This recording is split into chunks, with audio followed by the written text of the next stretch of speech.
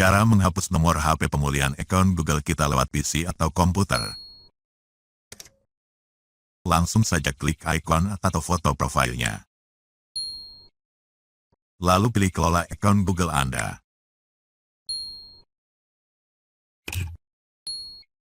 Kemudian buka bagian keamanan.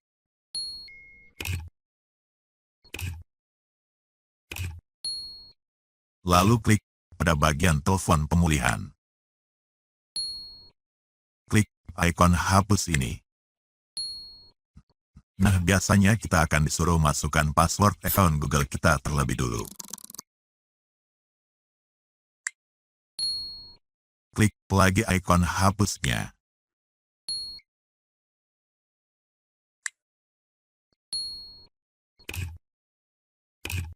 Nah, berhasil.